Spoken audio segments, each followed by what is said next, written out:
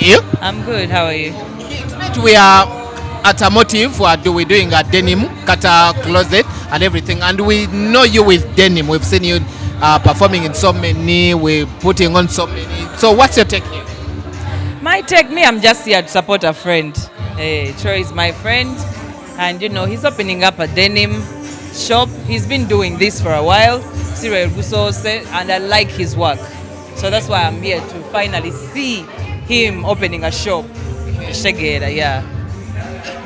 Nwagi, I've been here looking up. I remember your show that broke. Everyone was like, we saw you in. People came putting on such. Yeah, because this is easy to wear. It's comfortable. Omanya jean ekwata bulungi nnyo omubiri gwo. Begunywezezza ne bwonyenya akabina tikafuluma. And you love that. Yes, I'm always so comfortable in that, especially that pom shorts. Mampulira nga ndi comfortable. Wali agenda kungamba ate mustamidde.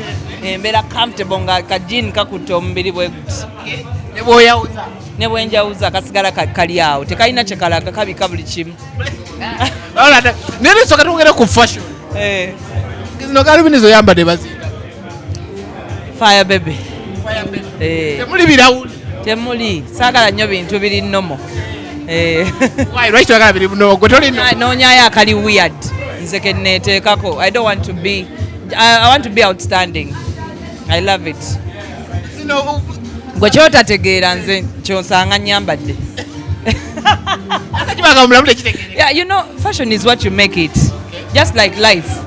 Fashion kyoyambala like osokyagaza abantu.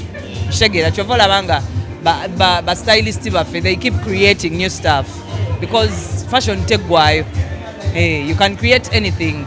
Galubini z'abaserebu ziba za bbeeyi zino baazikusedde nazo mutalebirawo. Tebazisedde nnyo naawe Uganda yaffe ogimanyi. Olina okuyiiya n'ebirungi gyebiri nga tebabiseera nnyo. Ina abantu baffe ababitutuusaako. Nze nina omuntu wange antegeera. Kano kajja mukolera n'akandeeta bwe nkasiima nga nkagula. Zino temuli birawuli obukowekowe buyise. Kyemunadde ngenderedde ne nga obukowekowe bwange kwebuli. Saagala ate bukoone ku birawuli shades kize neetaaga ne nga akanteeko zino twanga buli free. Kozesa abantu ensobi Winnie Nwagi. Anti tebakoppa oba tebaagala kola nsobi. Omuntu kuba galubindi banyi omuntu azambala ebiseera ebisinga nfuufu tagenda mu maaso. Mote muli birawo. Saagala mu birawuli. Nja byetaaga olulala si leero. Obako wabijjeemu. Era oziraba nti tezirimu birawuli. Ye wange waliwo omwana eyakuyita Aitel. Ani? Akufaananyako wakalaba. Ani? Ku social media.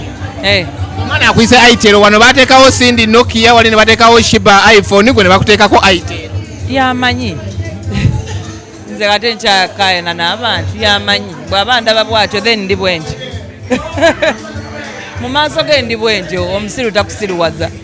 Naye nga te gwe olusuubira wandibadde simu ki? Nze ndi kintu ky'amaanyi nnyo wano mu Uganda. Nyonnyola awo abantu bakitegeere. Olunaku lwe nazaalibwa ndooza enkuba yatonnya nnyo n'ennyumba ne ziggwa. Ndi kintu ky'amaanyi nnyo tosobola na kunnyooma era bw'oba onnyooma n'abaliwo basobola okusekerera. Nyongeddeko nnyo ku Uganda. Ku Uganda oba music industry? Music industry. Buli muyimbi alina kyagyongeddeko. Kasita ogenda mu studio n'oyimba. Kati twawulira nti nno munnaye wali oyagala bato ne Sindi ensonga lwaki omuwalana? Simuwalana mukwano, saagala ate nesipaata ennyo simuwalana. Ani abyogera ebyo bannaaye? Sipaata kyeki? Ati nga muwalana ki? Nze Nakanwagi nga nina ebyokukola bingi. Simuwalana mukwano akole bato ze.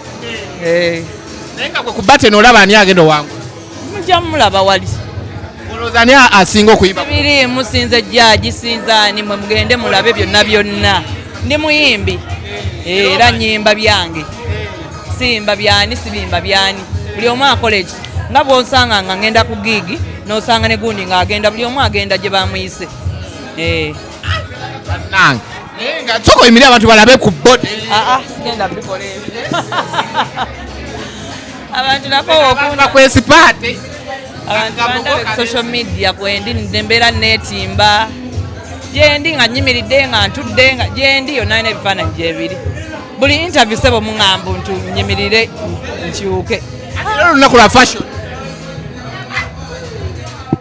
leero mumusangize nkirinze mundekere emirembe gyange thank you